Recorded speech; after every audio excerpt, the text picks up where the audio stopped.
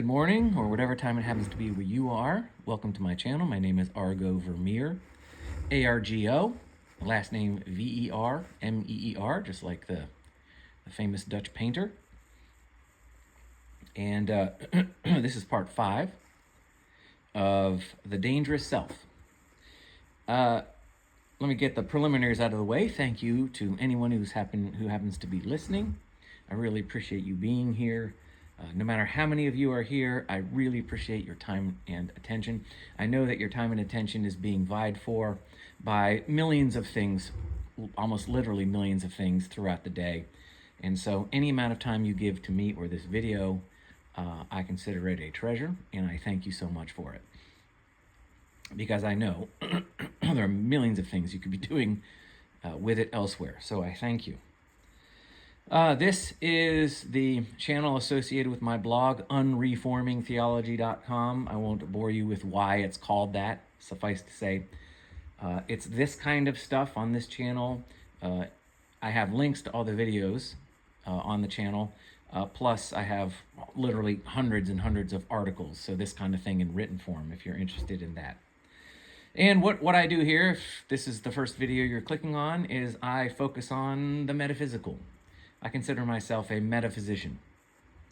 In other words, I'm interested in examining the metaphysical assumptions which underwrite everything man does in the world and has done.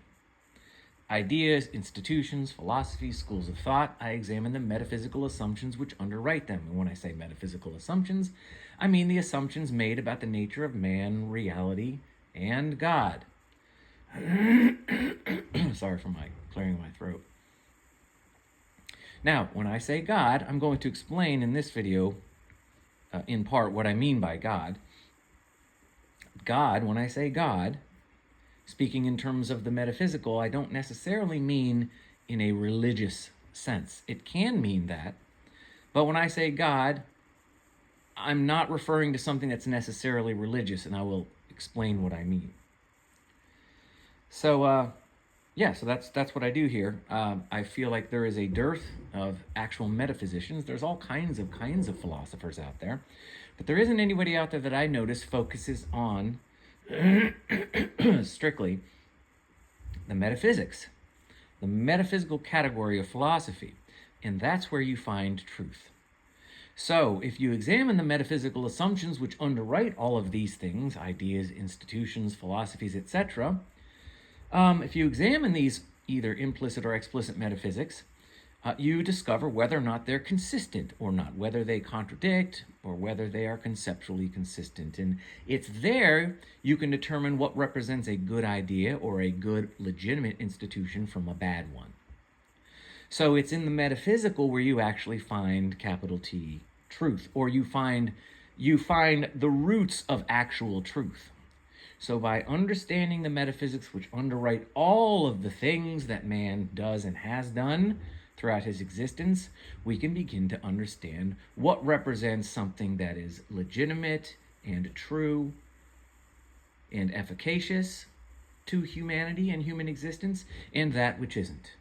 Those things which are rooted in contradictory, fundamentally inconsistent metaphysical assumptions, we can understand are not legitimate and are not efficacious and will not amount to anything fundamentally useful to humankind.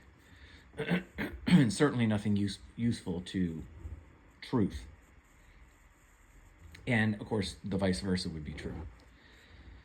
So I was listening back to my last video that I did, part 4, and this is going to be part 5 of The Dangerous Self. Hold on, I gotta plug my phone in. Yeah.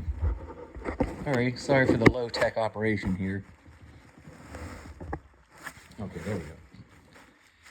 And I realized it was getting late because the days end literally like 4.5 hours earlier than they did even just back in August. So yeah, we go because of what I consider to be stupid and unnecessary daylight savings time.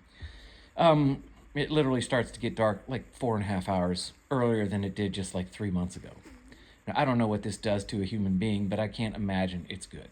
I mean, I cannot imagine going from it getting dark at like 9 to getting dark at like 4:30 in the span of like 3 months. I can't imagine this is psychologically or even physically healthy. But anyway, we've decided that this is what we have to do, even now. And even now, when all the ostensible reasons that we implemented daylight savings time in the past, even though all those have been nullified and made moot by modern technology, we still have to stick with it because it's just, yeah, anyway, nothing can change. Once something is done here, once something is done, it's done. There's no going back for whatever reason. People are stuck in their ways. So anyway, sorry to be complaining about this, but the point being is that I start to get tired way earlier than I used to in the middle of the summer. So I was listening back to that video and realizing how I was fumbling around this definition of metaphysics. And that really kind of annoyed me. And I said, you would think for a channel which focuses on the metaphysics, I would have laid out or be able to lay out a coherent, cogent, cohesive definition of what I mean for my audience. It's just not fair to them to be fumbling around a metaphysical definition in a video when this is what I say I do. So I sat myself down and I wrote one out, and I'm going to read that to you now. I made some notes, and I'm going to lay out for you a cogent, cohesive. I'm not saying it's not complicated. No, it's not complicated.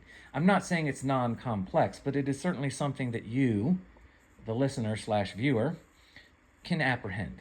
So I'm going to lay this out for you so when I speak on the metaphysics, you know what I mean. Now, I was sorry about my clearing my throat.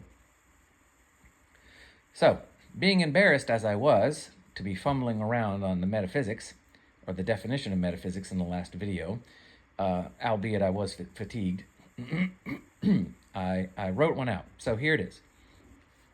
Let's begin with a summary. So, when I say metaphysics, I mean this. Anything that has to do with the why, how, and what of some things or someone's existence, or existence itself, reality itself, belongs in the category of metaphysics. Let me say that again. Anything, any idea, any question, any assertion, anything that has to do with the why, how, and what of something's existence, or even existence itself, belongs in the category of metaphysics. Okay? That's what I mean. The why and how and what of a thing's existence, or even what is existence. That's metaphysics. Anything that has to do with that is a metaphysical question and belongs in the category of metaphysics. Now, that's the general summary of what I mean by metaphysics.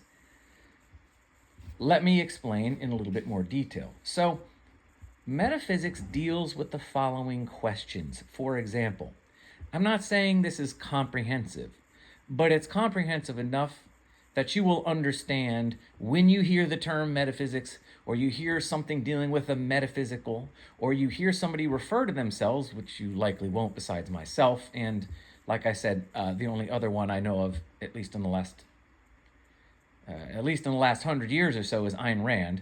So whenever you hear the terms metaphysical, or someone refer to themselves or somebody else as a metaphysician, you're going to know what is being talked about. This will suffice for that.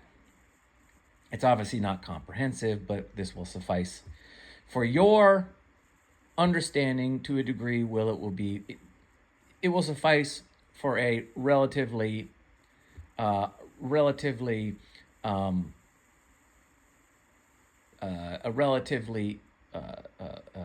the word I'm looking for? A relatively full or relatively complete, that's the word I'm looking for, a relatively complete understanding of what I mean. Though this is not meant to be a categorical description of the metaphysical, it will suffice for something relatively complete. Okay, sorry for the rambling. All right, so metaphysics deals with the following questions. What is reality? what does it mean for something to exist, to be? What is man? What is God? Okay? So, what is reality? What does it mean for something to exist? What does it mean for something to be? What is man? What is God? Now, I said before, when I say the word God, I don't necessarily mean God in a religious sense, though it can. God really is what we call the metaphysical primary. Now, God is a word we use for the metaphysical primary in religion. So the metaphysical primary in a religious setting is God, or at least in a monotheistic one. I just use the term God because God is sort of a catch-all name for the source of reality, the creator, as it were, or the cause. But God really is the metaphysical primary. The metaphysical primary is what? The metaphysical primary is that from which all things exist and reality exists. God is that from which everything which exists, even reality itself, comes. It's the source of all which is. That's the metaphysical primary. Okay? So when I say God, I don't necessarily mean it in a religious sense. But to say God sometimes is a little bit less cumbersome than saying metaphysical primary. Although, I don't know, maybe it's not, because most people will assume something religious when that's not necessarily what I mean by God. Nevertheless, you're smart, you'll figure it out. All right, metaphysics also deals with questions like the following. How do things exist? How and why are things which exist? And even reality itself. What are these things? So how do things exist? How and why do things exist? How and why are there distinctions between things which exist? How do we get a plurality of existence? How do we have distinctions between me, you, the ball, the car, the tree, this planet, that planet? How are these distinctions possible? What are these existential distinctions? What is the plurality of existence? How does it work? Where does it come from? Why is it implied in the first place? This is a metaphysical question. What is the relationship between reality and its cause? What is the relationship between the creator and the created? The source. What is the relationship between that which exists and its source? It's God, the metaphysical primary. How does that work? How do you get everything which is from this root source? What's the nature of this relationship? How and why does this cause, God, the metaphysical primary, the source, how and why does the cause actually cause reality? How and why does God create, for example? What does that look like? What are the mechanics of that? How is that possible? Does God create something from nothing? Does he create everything from himself? Does he create everything from something that already has pre-existed alongside of him? These are all metaphysical questions. These are all metaphysical propositions. Is existence temporary? Is it infinite? Is it transient? Is it absolute? Is it finite? What is the nature of man? What, in other words, makes man, man? What makes you, you, and me, me? What makes a tree exactly? What makes an ocean the ocean exactly? What is perception? What is observation? What does it mean to sense? When somebody says sense data, man's ability to perceive, man the observer, what does this mean? What's perception? What is observation? What does it mean to sense? What is consciousness? Now, consciousness straddles the line between epistemology and epistemology and metaphysics. Metaphysics deals with the nature of reality. Epistemology deals with the nature of truth or knowledge. So metaphysics deals with the question, what is real? And epistemology goes, okay, therefore we know what's real. Now how do we know what's true? What are assumptions we make based on the real that we can say these are right assumptions? What constitutes knowledge? This is what's real, so now what do we know? What do we actually know? So what's reality is metaphysics. What is knowledge, or what is truth, is epistemology. And consciousness kind of straddles this line. So you have to be careful. When we say consciousness, it can become an epistemological issue or proposition, meaning that technically consciousness itself is really the epistemological frame of reference. It's not really metaphysical in a technical sense. Consciousness is, in a technical sense, man's epistemological frame of reference. It's the frame of reference, his consciousness, by which he knows anything, by which he is able to apprehend truth. So it's consciousness is technically an epistemological proposition, or even an epistemological not a primary, but an epistemological issue or subject. But if what we mean by consciousness is really man's ability to conceptualize, so man's ability, for example, to conceptualize a distinction between himself and his environment, there's I, so there's this singularity I know as myself, and then there's my environment, which is distinct from myself, which would include things like my body and, of course, the world I live in. So if by consciousness we mean man's ability to conceptualize, that's metaphysical. So consciousness can be a metaphysical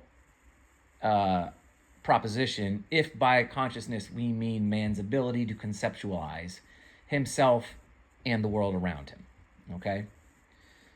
But you could, so in that sense, you could say that the question, what is consciousness, is a metaphysical question.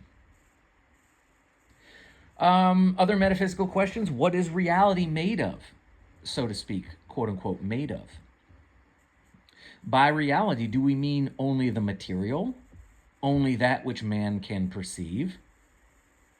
And does this make perception then not real? Is observation then not real? If by reality we mean only that which exists in the material or in the concrete, then what is observation? What is perception? What does it mean? What is sensing? What does it mean to then, what is a truth claim, for example, about what, so is the material that which is real, but man's claims about that which he perceives, are those unreal? You see what I mean? So, so anyway, what is reality made of? And by reality, do we mean only the material, only that which man can perceive? And does this then make perception not real? Is consciousness then not real? Are concepts then not real? Are thoughts not real? Is energy not real? Or if these things are real, then okay, then is reality therefore then not simply the material, the concrete? And when we say material, what do we mean by the material? What do we mean by concrete? Does reality also include, I already said this, does the reality also include the non-material, the abstract, the conceptual, the mathematical, the laws of nature? These things are not material, these are not concrete. Do they therefore not actually exist? Are they not real, or are they real? So these would be metaphysical questions. What is the nature of the relationship between the material and the non-material?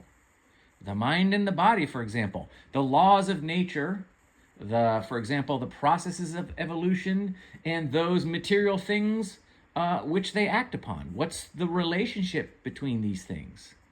Is it inexorable or is it not? Are they one and the same? Are they wrapped up in the same sort of, is there an actual distinction or is there not a distinction?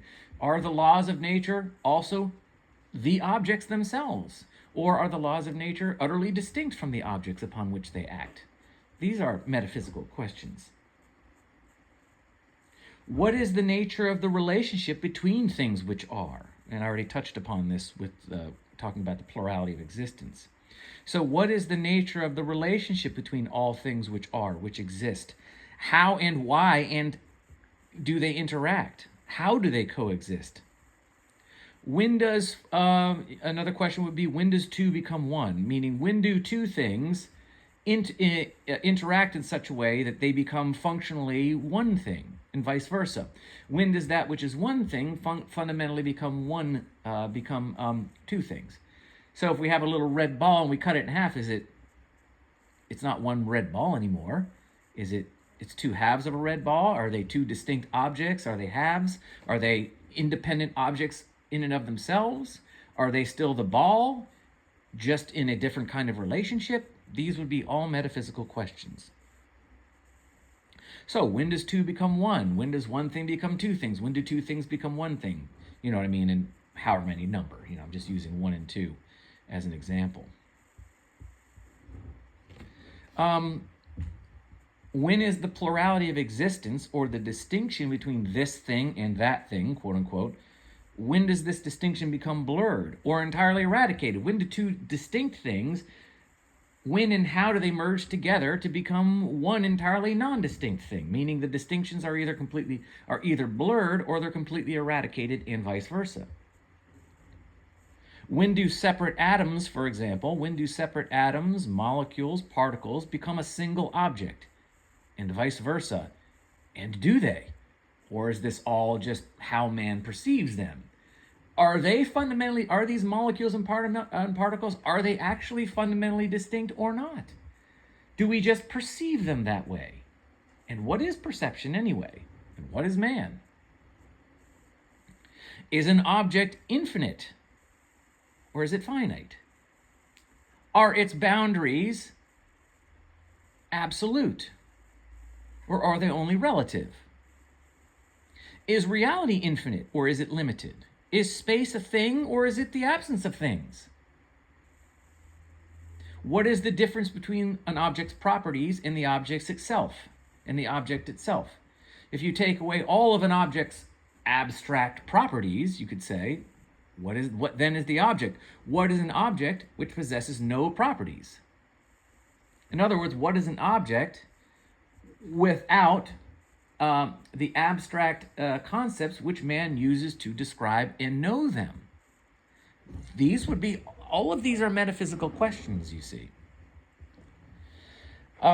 So again, getting back to my original summary, as you can see, there's a lot of things that go into metaphysics, but once you know what I mean by metaphysics, then all of these various questions you will immediately begin to understand are fundamentally metaphysical, in that they have to do with the how, why, and what of a thing's actual existence, you see.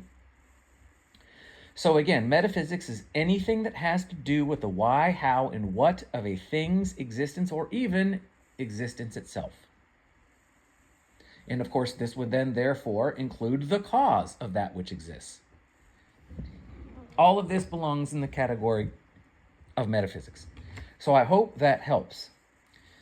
So when I refer to metaphysics from now on, I hope this helps you understand what I mean. Unfortunately, this probably won't be a very popular video, because I'm going to entitle it something that has that specifically deals with the metaphysics, and those are not the most popular videos, because people either don't know, they're not interested in metaphysics, or they don't understand them, or they see the word and they get scared. Oh, it's a big word. I don't know. I don't think number one, it's a big technical sounding word, and A, it sounds really boring, and B, it sounds like a lot of work, and C, I don't really know what that means, so I'm not going to bother clicking on this video. But this is probably one of my most important videos, because I'm explaining exactly what I mean by the metaphysical, which of course is what this channel is all about. So I feel like I had something else to add there. Maybe it'll come to me. Yeah, and so getting back to the original topic on the dangerous self, I was thinking, I'm going to pick up where we left off, and if you haven't listened to the previous episodes of this particular series, then I would encourage you to go back and do that. But I was picking up where I left off as to why there is a dearth of metaphysicians. And I was explaining why there's a dearth of metaphysicians, why there is a dearth of metaphysical thinking, why people are not interested or don't even know what metaphysics mean. They don't look at things that happen around them. They don't look at what's going on in their world through the lens of the metaphysical. They don't look at ideas and institutions and political positions, for example, from a metaphysical frame of reference. They don't examine these things for the fundamental assumptions they make about the nature of man. And of course, I assert that there's a couple of reasons for this. One is that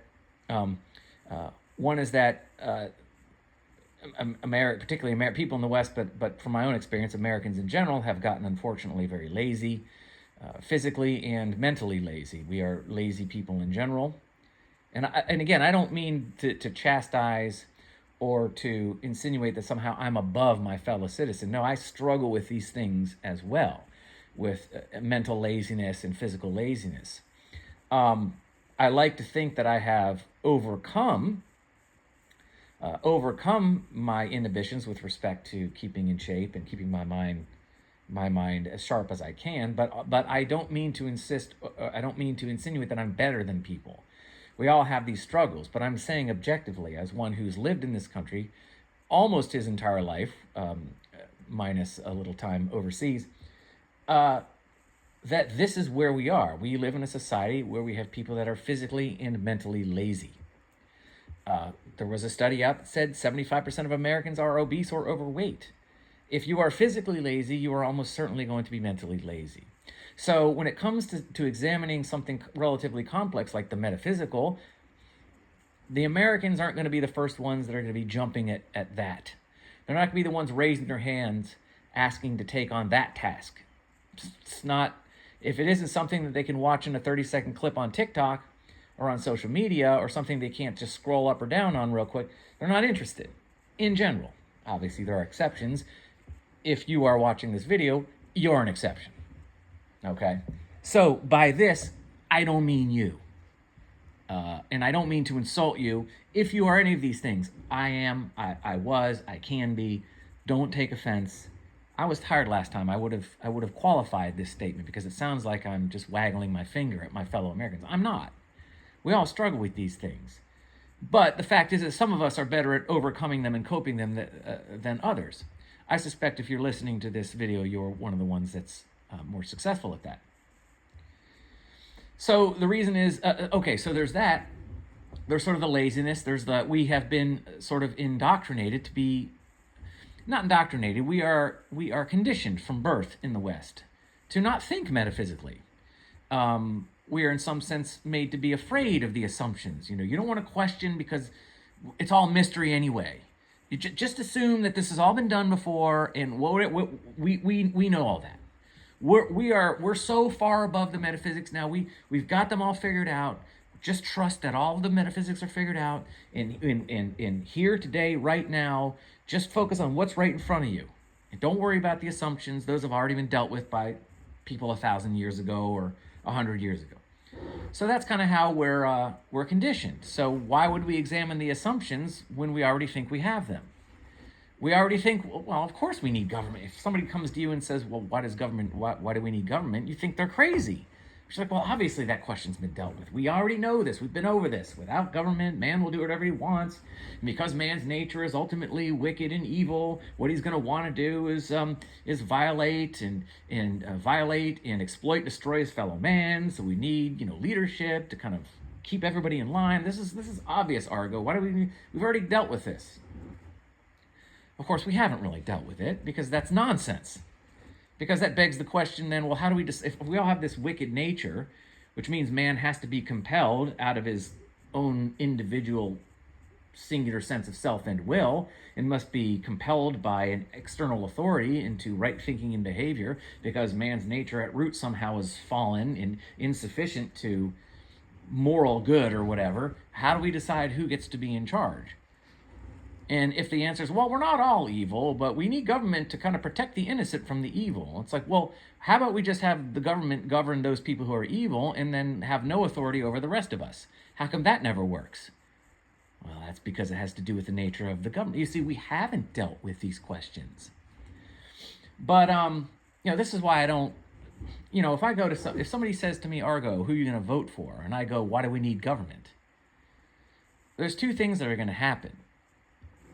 If I say to this person, well, let's examine the metaphysics of government and ask ourselves why we need government. And what does it say about the nature of man that we assume we must be governed? First of all, they're going to look at me like they have no idea what in the hell I'm talking about. And second of all, they're going to look at me like I'm the fool, because they're going to think they already know all this. All of these assumptions, they already think they understand. That's why the pat response is always, we have to have government, because without government, people would do whatever they want. We can't have that. Never bothering to stop and ask, well, what really is the problem with men doing or people doing whatever they want? Well, because we make assumptions about the nature of man, which implies that whatever they want to do is going to be bad.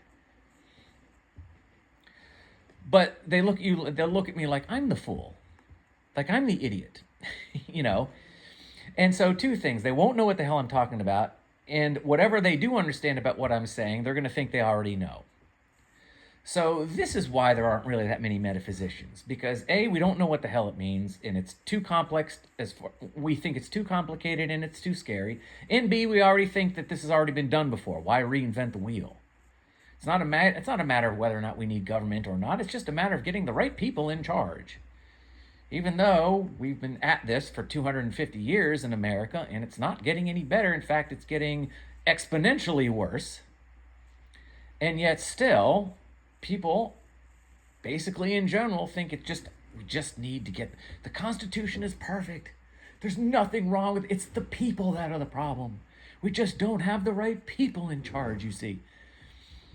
Well, I don't know, I've given you 10 generations to get the right people in charge and you haven't yet, so maybe we should begin to examine whether or not government as an institution really is capable of actually doing what we think it's going to do, which is organize humanity in a cohesive, efficient, and effective way that promotes individual freedom and liberty and moral purity throughout society. Maybe it just isn't something that is capable of actually producing that.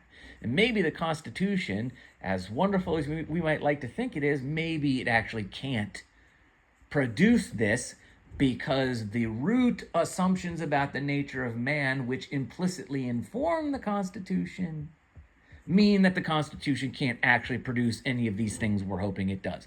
Maybe it's not that we haven't gotten the right people in charge. Maybe it's that which they are in charge of is only capable of this moral atrocity and chaos of which we are now seeing and have seen.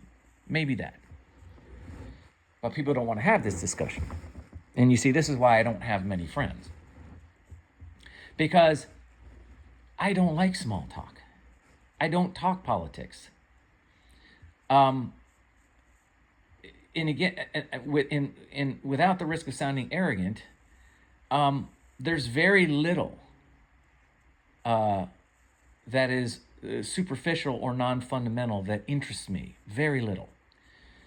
I have my own interests, my own sort of artistic interests, and my own things that I like to do, but these are all subjective, right? And I don't expect everybody else to agree with me on these. I understand these are all relative and subjective things, so I like what I like, and you like what you like, and to me, a conversation about these things is not interesting. I like the kinds of things that I like, and you like the kinds of things that you like, or whatever quote-unquote friend I might have. I don't really care why you like them, in the same way I wouldn't expect you to care why I like mine.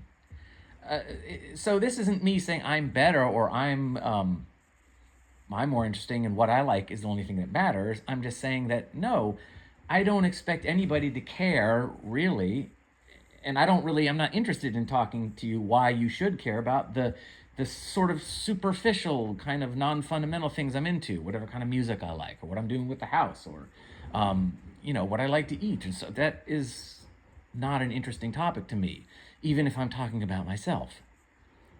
So there's very few, if any, non-fundamental things that I care to talk about. And so if I go out with a friend and we start talking about something, inevitably I'm steering it towards the fundamentals. And once I do that, the conversation's over for the reasons why I just explained to you why it's over, is because they look at me like I'm an idiot and they have no idea what I'm talking about. So the point of saying all this is that it's a condition of our society here in the West that To be one who is interested in fundamentals means a very lonely existence. I don't do small talk. I would much rather go to a bar with a book by myself than hang out with another person. It's tedious, it's boring. I really just don't care about any kind of conversation that doesn't deal with the fundamentals. That's interesting to me. Who you're going to vote for, Trump or Harris, is not an interesting conversation. It's so uninteresting that I'd rather do almost anything than talk about it. But if the question is, why do we need government? Ooh, now I'm interested. But how many people want to have that conversation? Exactly. So I really don't do friends, and I don't hang out because I find it tedious and boring. So I have my social emotional needs are taken care of. I have a family. I have a wife and kids. That's enough. Everything else I do is utilitarian. It's exchange of value. But the reason for this, my point I'm trying to get at is the reason, but not to make myself sound like I don't like people. I'm not a misanthrope. I just don't like small talk. I don't like hanging out. It's not interesting to me. I'd rather be by myself and think. And I have my social and emotional needs taken care of because I'm married with kids and we have a fine relationship, and that's all taken care of. And that's where I get my love and company. But the point I'm saying is that I've been on this planet long enough to know that if you're someone who's interested in the fundamentals, you are going to be very lonely outside of your own family because it's just not a thing. So that's why it's so hard to talk metaphysics. And that's why it's so hard to talk about the existence of the self, getting back to my point. This dangerous self has been obscured. The examination, the validation, verification, validity, and proof of the existence of the actual objective, singular individual self is obscured and is hidden behind just walls and walls and layers of ambivalence and laziness and small talk and conditioning and fear. And that is what I'm hoping can change. If you listening to this channel start to think more metaphysically and talk more, maybe more people will be interested in this kind of thing, or at least begin to think this way, and maybe we can start to have real dialogue about what actually is true and legitimate and efficacious and moral and works. So I'm going to leave it there. I don't want to go too long because I tend to get exhausted, and I'm going to stop it before it gets to that 40-minute mark. So I will pick up on part 6 later. Thank you so much for listening. I really appreciate all of your time and attention. I hope that this has been helpful and informative for you, and I hope you have a great day and a great rest of your week, and God's blessings to all of you, and I will talk at you later. Okay, take care. Bye.